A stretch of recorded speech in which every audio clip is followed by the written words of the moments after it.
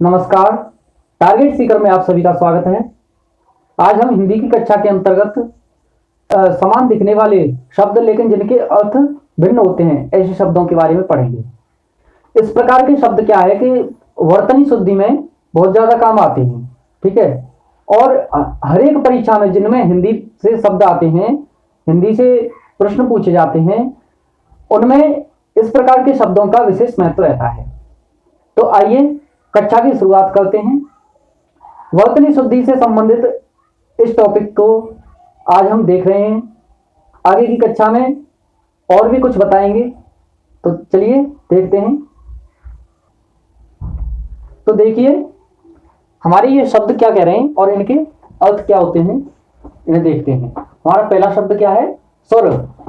इन्हें पहचानने में बड़ी कठिनाई होती है बच्चों को, ठीक है। इसी वजह से गलत कर आते हैं परीक्षाओं में। प्रश्न पत्र जब आता है सामने तो वे हड़बड़ी में कुछ से कुछ कर जाते हैं, यानी उनका अर्थ ही नहीं समझ पाते। तो सुर, सुर माने देवता, देवता।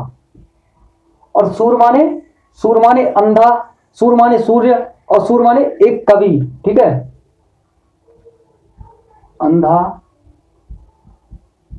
सूर्य, एक कवि, कवि, ठीक है। जो सूरदास थे। अकथ, अकथ मतलब जो कहा न जा सके, ठीक है। अकथ माने जो कहा न जा सके, जो कहा न जा सके।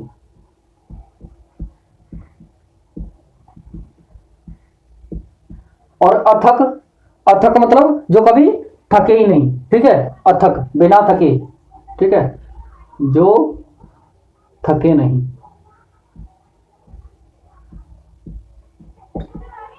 ठीक है। प्रधान, प्रधान मतलब मुख्य, ठीक है, मुख्य।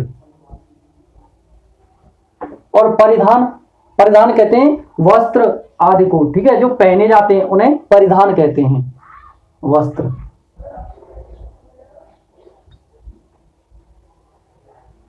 ग्रह, ये दो शब्द हैं, ग्रह और गृह। ग्रह तो कहते हैं उसे जो आकाश मंडल में जो नक्षत्र आदि हैं, यानी जो 8 ग्रह हैं ना, बुध शुक्र पृथ्वी मंगल, ठीक है। इस प्रकार से जो 8 ग्रह हैं उनको ग्रह कहते हैं। नक्षत्र यानी पृथ्वी आदि आकाशीय पिंड।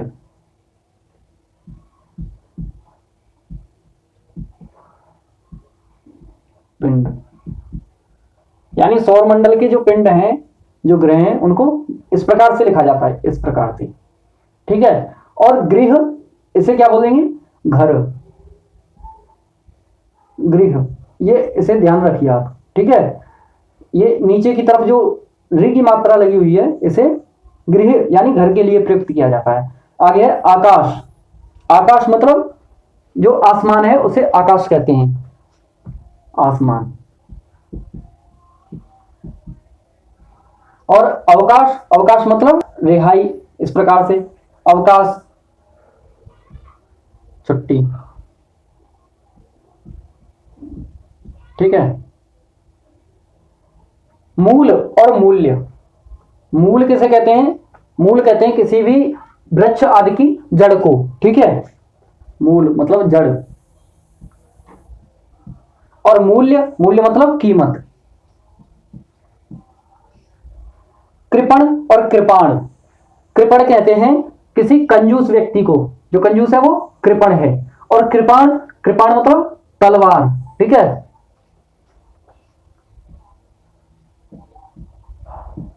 कंजूस और तलवार। आगे चलते हैं। प्रमाण और प्रमाण। प्रमाण, मुझे बात का प्रमाण चाहिए। इस तर्क का प्रमाण क्या है, ठीक है। प्रमाण मतलब साक्ष्य, साक्ष्य, ठीक है। सबूत, सबूत। और प्रणाम, प्रणाम मतलब नमस्कार, नमस्कार या अभिवादन, अभिवादन, ठीक है। निधन और निर्धन। निधन मतलब किसी भी व्यक्ति या प्राणी का मरना, ठीक है, मृत्यु। और निर्धन यानी गरीब, जिसके पास में धन ना हो, गरीब। उपकार और अपकार। उपकार का मतलब क्या होता है, हमने किसी का उपकार किया यानी उसका भला किया, ठीक है। और उपकार किया मतलब उसका बुरा किया, भलाई।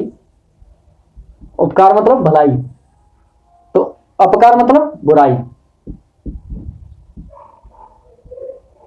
कुपथ और कुपथ्य, ये दोनों शब्दों में पहचानने में थोड़ी कठिनाई होती है बच्चों को।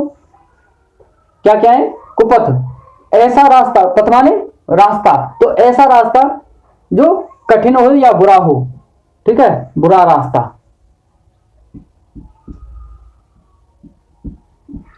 बुरा रास्ता, ठीक है। और कुपथ्य, कुपथ्य कहते हैं ऐसा भोजन जो स्वास्थ्य को हानिदायक हो, ठीक है, हानिकारक भोजन, ठीक है। आदेश और अनुमति, इन दोनों शब्दों में क्या अंतर है, ठीक है, इसे पहचानना बच्चों के लिए बहुत कठिन रहता है। तो आदेश और अनुमति में क्या है? आदेश का मतलब होता है किसी को आज्ञा देना, आज्ञा। और अनुमति किसी से आज्ञा लेना, आज्ञा देना, देना। और अनुमति किसी से आज्ञा लेना। देखिए आदेश और अनुमति में, दोनों में यह भी अंतर है। आदेश किसी बड़े के द्वारा दिया जाता है और अनुमति किसी छोटे के द्वारा ली जाती है, चाहे वो पद में हो, आयु में हो या बुद्धिमत्ता में हो, ठीक है। तो यह विशेष अंतर होता है इनमें। धन और दान। धन का मतलब क्या होता है? संपत्ति। और धान का मतलब क्या होता है? धान जैसे जिनसे चावल निकलते हैं ना, वही धान कहलाते हैं। तो धान मतलब एक अन्न का प्रकार, अन्न या चावल, ठीक है। चर्म और चरम। चर्म का मतलब क्या होता है? चमड़ा, ठीक है, चमड़ा या खाल या त्वचा, ठीक है। और चरम, चरम का अर्थ क्या होता है? चरम यानी वह अपनी चरम सीमा पे है, यानी अंतिम सीमा पे, यानी सीमा का अंतिम जो छोर है, अंतिम, लास्ट। सुत और सूत। सुत और सूत दोनों में क्या अंतर है? देखिए सुत कहते हैं बेटा को, ठीक है, पुत्र को, और सूत कहते हैं सारथी को, ठीक है। सुत माने बेटा और सूत मतलब जैसे सूत पुत्र कर्ण, यानी कर्ण किसके पुत्र थे? एक सारथी के, तो सूत, सूत मतलब सारथी।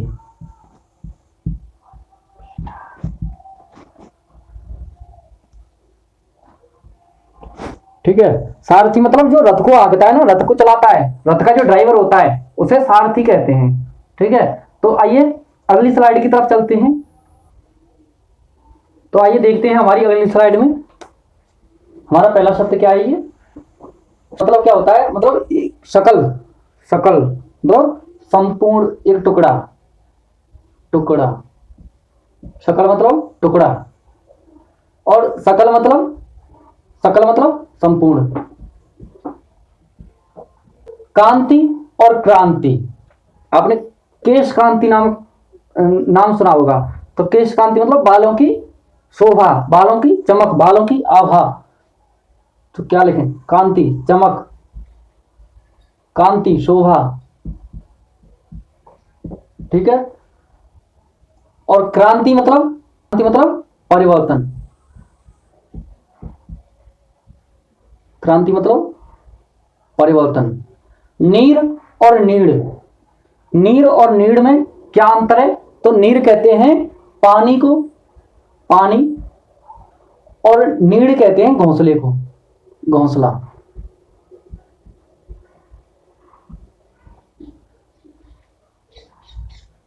नीड फिर ऐसे कुछ करके कविता है, ठीक है। नीड सामान और सामान्य, ठीक है। सामान और सामान्य, सामान कहते हैं वस्तुओं को, सामग्री को, ठीक है। और सामान्य कहते हैं नॉर्मल, ठीक है।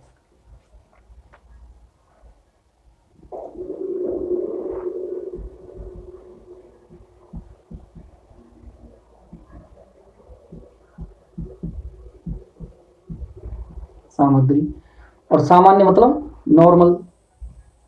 सामान्य का अर्थ क्या होता है? साधारण। श्रवण, श्रवण का अर्थ क्या होता है?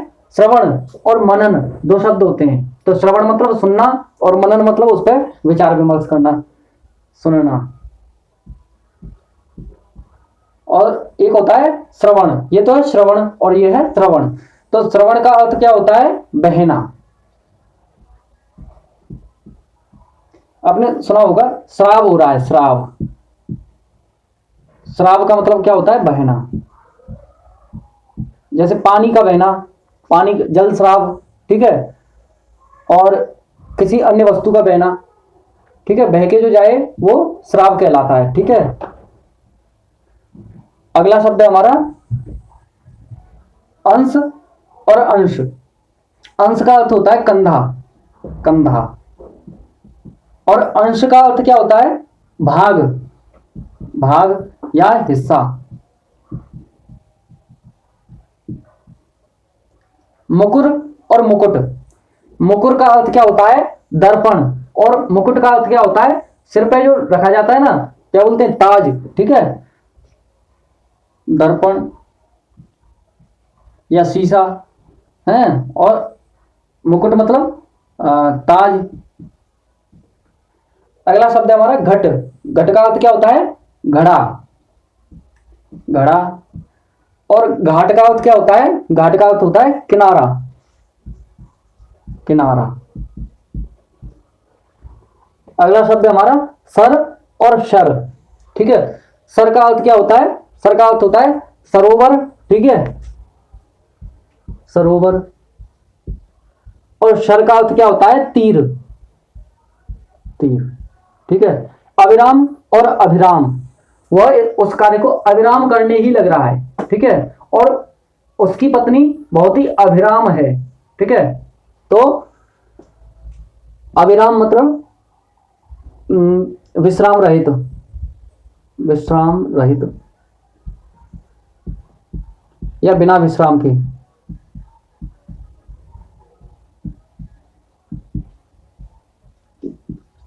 ठीक है।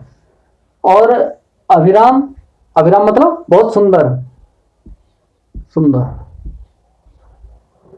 क्रम और कर्म, क्रम और कर्म यानी क्रम का होता है, क्या होता है? जैसे किसी वस्तु की गणना, ठीक है, या किसी वस्तु के क्रम के बारे में सिलसिला, ठीक है। गणना या सिलसिला, सिलसिला। और कर्म क्या होता है? कर्म होता है कार्य, ठीक है, कार्य। देश और द्वेष, ठीक है। देश और द्वेष में क्या क्या होते हैं? देश मतलब कोई स्थान विशेष, यानी ऐसा स्थान जहां पर लोग निवास करते हैं, जहां पर सरकार भी होती है और जनता भी होती है, ठीक है। तो देश मतलब मुल्क और द्वेष मतलब ईर्ष्या, ईर्ष्या। अगला है निर्बल और निर्मल। निर्बल का मतलब क्या होता है? जिसके पास में बल नहीं हो, ठीक है, यानी जो बलवान नहीं है, ठीक है, कमजोर।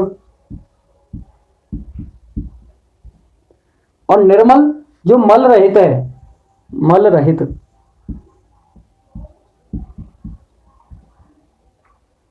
श्वेत और श्वेत, श्वेत का अर्थ क्या होता है? पसीना, पसीना। और श्वेत का अर्थ क्या होता है? सफेद, ठीक है। साहस और सहसा, साहस का अर्थ क्या होता है? साहस मतलब किसी भी कार्य को करने की जो उत्साह, ठीक है, उमंग, साहस। साहस, साहस का मतलब क्या होता है? हिम्मत, हिम्मत। और सहसा का मतलब क्या होता है? अचानक। ठीक है। कुल और कूल, कुल माने क्या होता है? वंश। और कूल का अर्थ क्या होता है? कूल का अर्थ होता है किनारा, किनारा या तट, तट।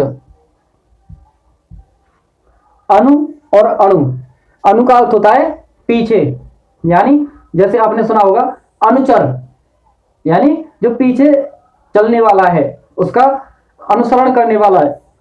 ठीक है, पीछे। और अणु, अणु माने किसी भी वस्तु का हिस्सा, छोटा। ठीक है, छोटा हिस्सा।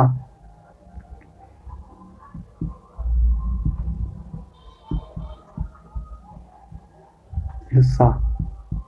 तो आज की कक्षा यहीं पर पूर्ण होती है।